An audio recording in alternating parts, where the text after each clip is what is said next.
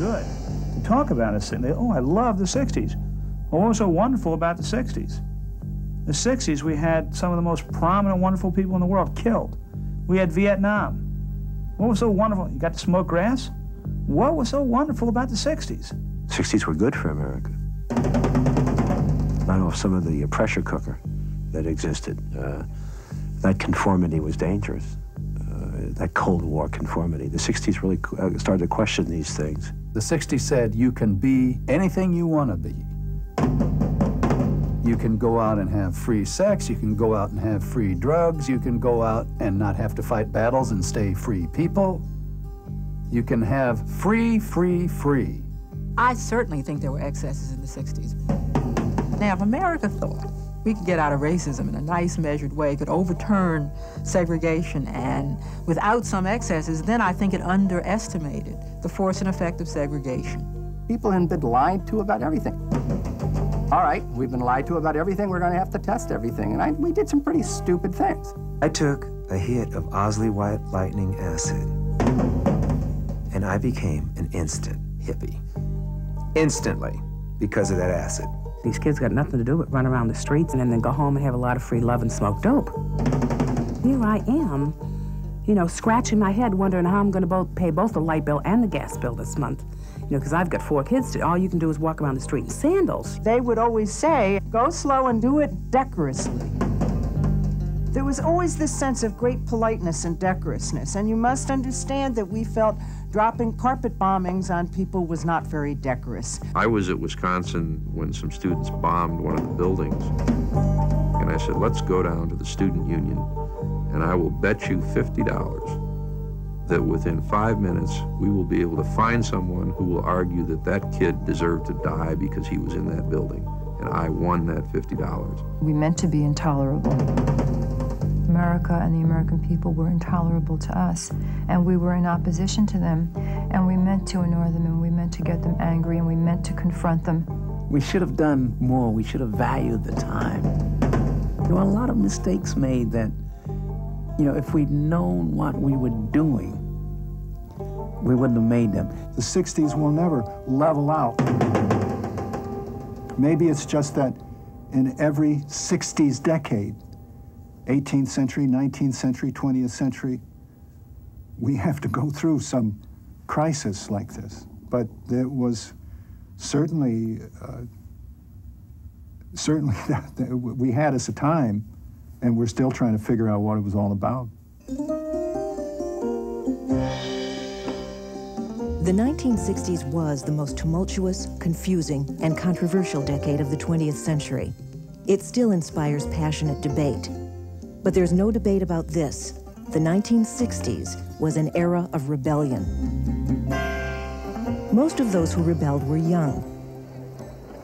And although they were a minority of their generation, their numbers were sufficient, their beliefs so strong, and their behavior so challenging that many mainstream Americans saw them as a significant threat to the nation's morals, manners, and values.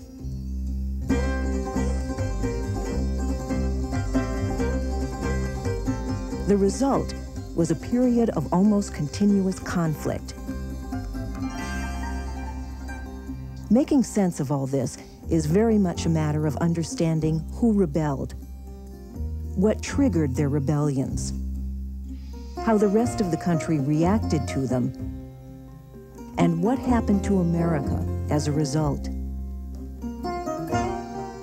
These young people didn't suddenly begin to rebel at the stroke of midnight on January 1st, 1960. The seeds of the 60s were planted earlier.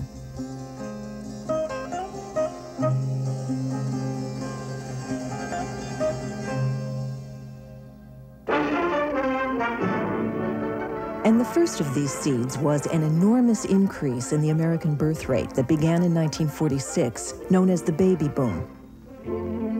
By the 60s, their sheer numbers, 76 million in all, would give this generation unprecedented power and influence. Those of us who brought the baby boom into being, the returning World War II veterans, we didn't know what the hell we were doing. I mean, we really didn't know. We all came home and we all had children. There was no advice, really. Dr. Spark had a book out, but we didn't know anything about child rearing. In other words, let me try to say it this way. There were certain things that you just did. Today is a high point in the romance of Bob and Mary. For them, the future looks bright. We didn't know anything about relationships, communication between husband and wife. There was very little communication. Children, child rearing, how do you raise children? No one knew. In other words, it was supposed just to happen.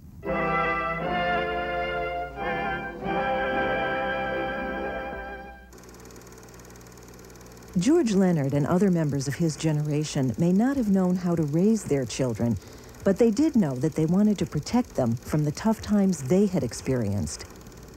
The parents of the 1950s were, I think, the most unusual generation of the 20th century. These are the people who had grown up in the Depression. They had experienced real tough times when they were children and when they were teenagers. And then World War II hit, as many of them were just reaching adulthood, and they had the trauma of the war. And then, after all that, they reached the 1950s at a time when the U.S. was tremendously prosperous, when the economy was booming as we've never seen it before.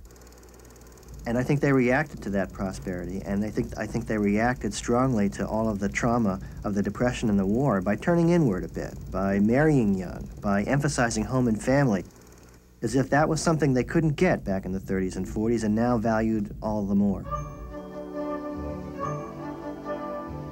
And this is Levittown. Here you can own your own home, complete with its own refrigerator, television set, and clothes dryer. You can raise your children far from the city's dirt, crowding, and crime, in comfort and safety. Growing up in the suburbs, nearly 70% of white middle-class baby boomers spent their childhoods in these totally new communities. For these young people and their older brothers and sisters, this environment would have an enormous impact on how they would behave in the 60s. It was a perfect setting in which the youth culture, in a certain sense, could blossom. Life in the suburbs was organized around the kids again. They were the center of attention, endless round of Little League games and PTA meetings, etc. So it was in the suburbs, in a certain sense, that this message about the importance and the uniqueness and the generational potency associated with these kids, I think, was delivered with real force. In the average American family today, children are the object of more concentrated thought and concern than the young of any previous generation. For out of an increasing understanding of child psychology has come an awareness that children are real people with individual personalities which must be respected and encouraged. This was a distinctly new way to be raised in the world. And it allowed for a whole generation that I suppose we would now call spoiled kids, which from another point of view simply meant kids who had very high expectations in life with respect to freedom and happiness. They thought life was about being free and about being happy. And they carried those expectations forward into high school and into college, and brought with them a kind of a level of expectation that was simply unprecedented in, I would say, in world history. These kids felt no worries about money. But their parents grew up at a time when insecurity was a fact of life and deprivation a daily experience. They could never quite convince themselves their escape from poverty was permanent. We found out in the 50s that if you got up in the morning and went to work and did a good day's work, that things got better. You got promoted or you got more money, you were able to buy furniture, you could have more children, the children could have better clothes, and life just improved. We knew it was because you went to work. But I'm not sure our children realized that. They saw simply that the clothes got better, the house got bigger, the neighborhood got nicer. And I have a strong suspicion that what happened in the late 60s was that the kids who rebelled took it for granted that life would improve automatically. Now here's a major seed of the 60s. Because of their profoundly different life experiences, kids had trouble understanding why their fathers worked so hard. The way many of them saw it, their fathers were engaging in the single-minded pursuit of material comforts. My dad was always above board in all his business dealings, but I would say money and getting ahead and making a lot of bucks was his goal. And I think what it was Dad meant well. Dad wanted to love us, but Dad was so busy at work. He would work till 2, 3 in the morning doing artwork for the business. He'd get up early and be gone. I hardly ever saw him. Everything young boys saw at home and on TV told them that if they did as they were supposed to, they would be, quote, lucky enough to follow in their father's footsteps. The Cub Scout program helps the boys' adjustment both to the family and to the group. This son of yours has been fighting again. Look at this shirt. Can I tell you about it, Pop? Look, he's proud of it. Please, Pop. Not now, Jerry. I'm tired. I had a Mike bad Kelly day. said you didn't have the guts to stand up for yourself, so I took a poke at him. That was all right, wasn't it? Mike. What TV showed you was a world in which men were essentially impotent. He didn't have any right to say that about you, did he, Pop? Go to your room and get a decent shirt. This minute. Did he, Pop? There were no chance for risk. There was no place for excitement. There was no challenges being offered whatsoever.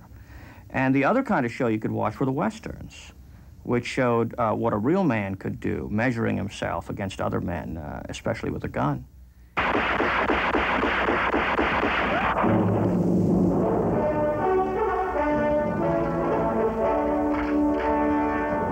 And I think that anybody who was a red-blooded American boy in the 1950s knew that they wanted to be more like Matt Dillon or more like the paid gunfighter in Have Gun Will Travel than they wanted to be Beaver Cleaver's father.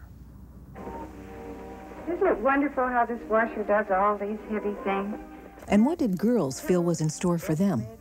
A life just like their mothers. Judy, it isn't as bad as all that, dear. Sorry, Mother. I was just thinking.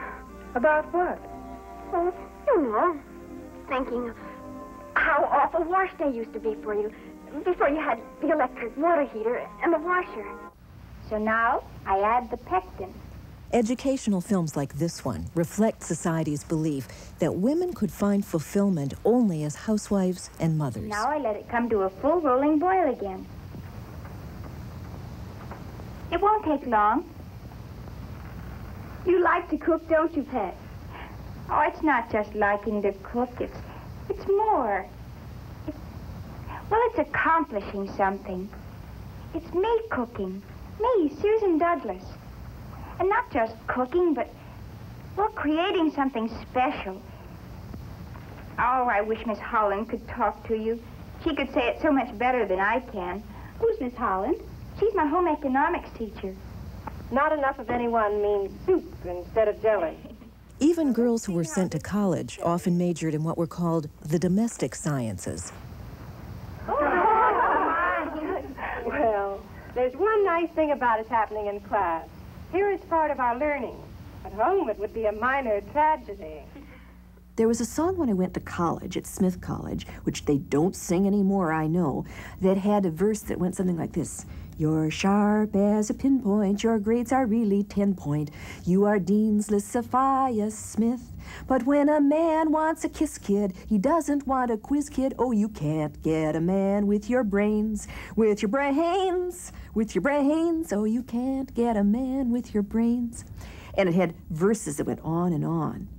Now, I sang that in 1957 with a sense of how true it was and how funny it was. Now, of course, it makes a shiver run up and down my spine.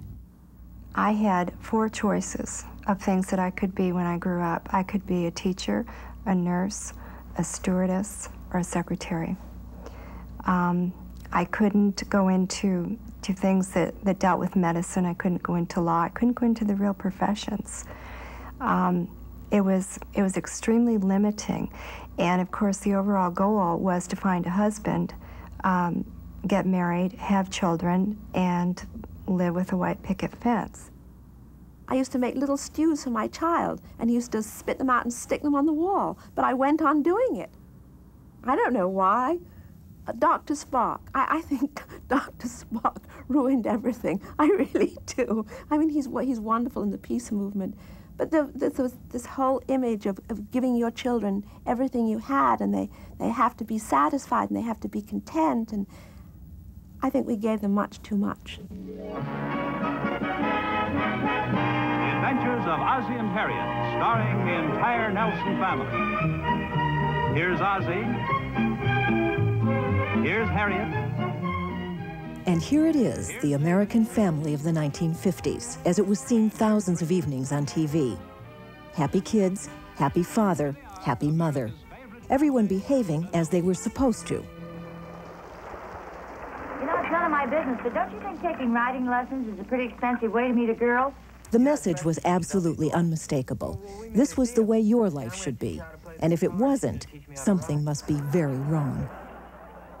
Everyone watched Ozzie and Harriet and assumed that everyone they knew lived that life. And then they went around pretending that they lived it too. But no one really did. Even Ozzie and Harriet didn't. So on some level, there's been a myth all along.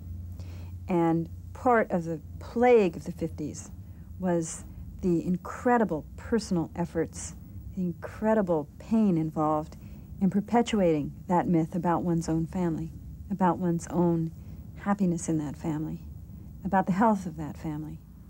They saw women as feeling very discontented. They saw husbands feel pressured, harried by the demands of their jobs and families, and they saw children as feeling extremely alienated. So clearly, I think many of the roots of the 60s explosions were planted in the supposedly placid family of the 1950s. This boy and girl coming home from school look quite content with life. They're looking forward to an important date, dinner at home with the family. Though they seem artificial today, educational films like this one, which were shown to school children all over America, accurately reflect the attitudes and values of white middle-class society in the 1950s, when real-life documentaries were few and far between. Doesn't that sound exciting to you? Their purpose was to teach kids the proper way to behave, and to repeat and reinforce a set of rules. The rules were things you talked about on the telephone with your friends, and they were imposed by your parents. Parents talked about it a lot.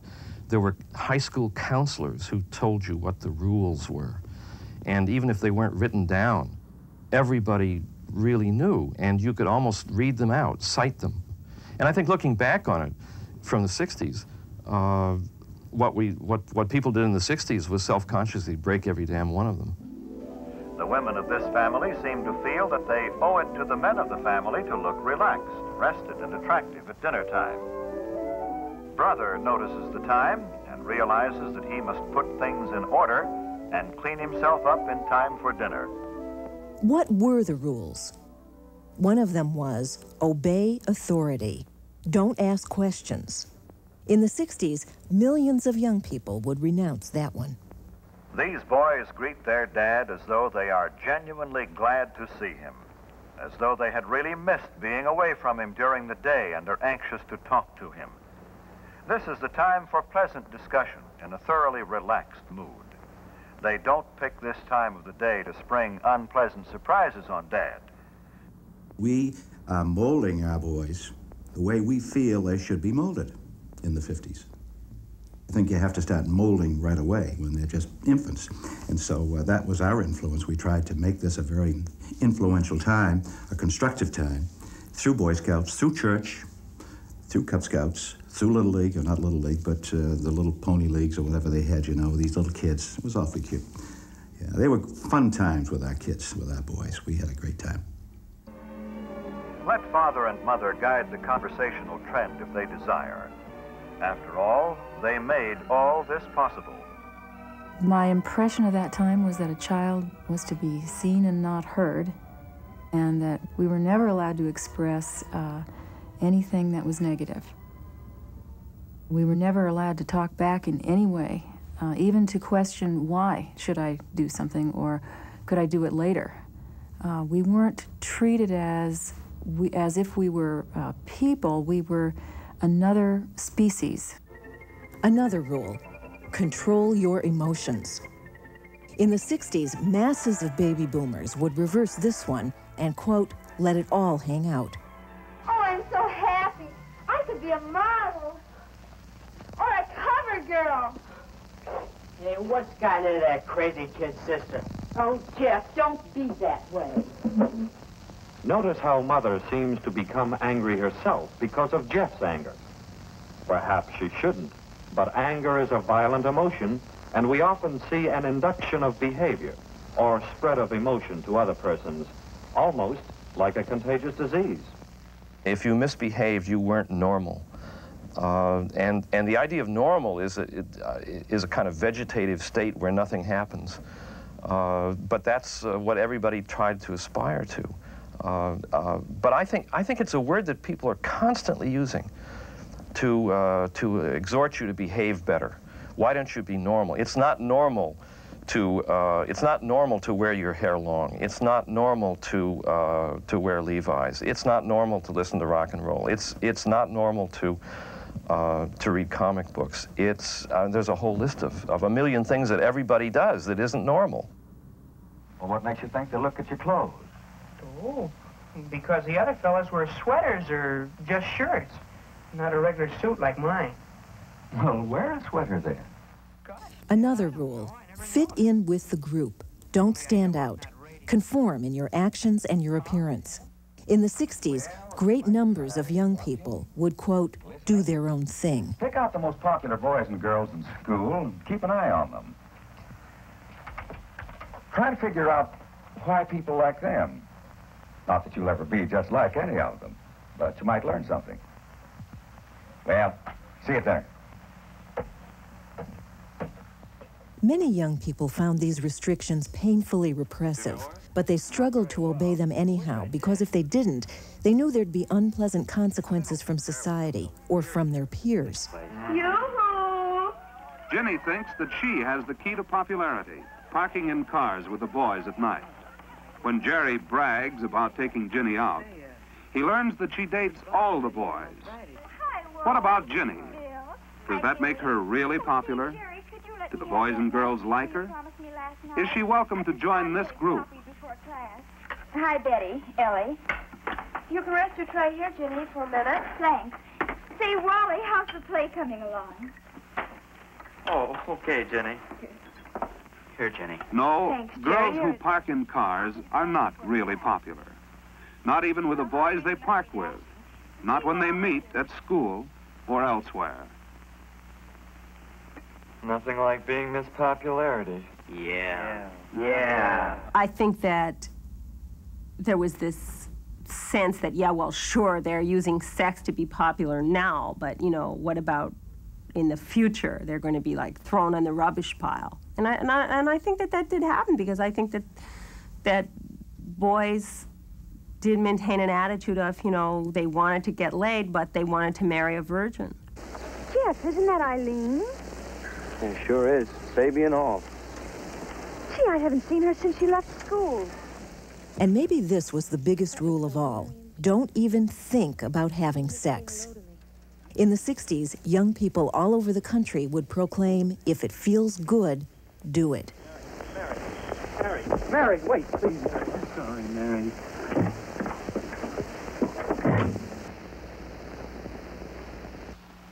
In the height of emotion, it's not always easy to stop and think things through.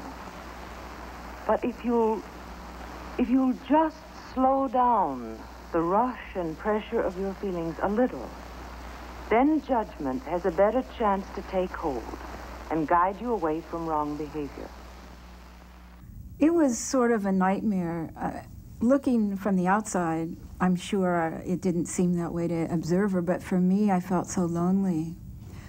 I was popular, and I didn't have those problems. I wasn't a nerd or anything like that, but there just wasn't anybody from my planet, is the way that I kind of described it. I felt like I had so much bottled up inside of me. Most kids trying to behave properly did keep it all bottled up inside.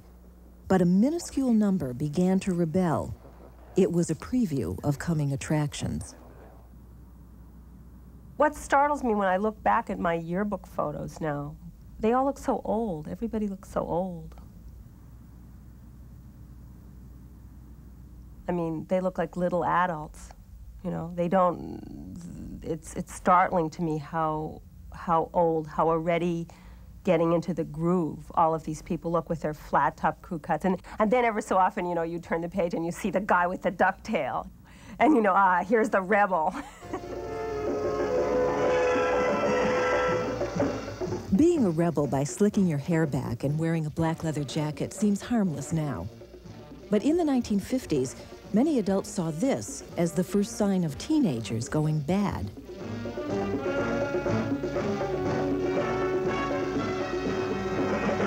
Many teenagers are as concerned as their parents with the public's conception of today's youth.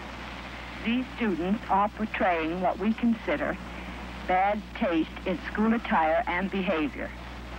This student is wearing an extremely tight skirt. Improper dress was an innocent way to defy adult restrictions.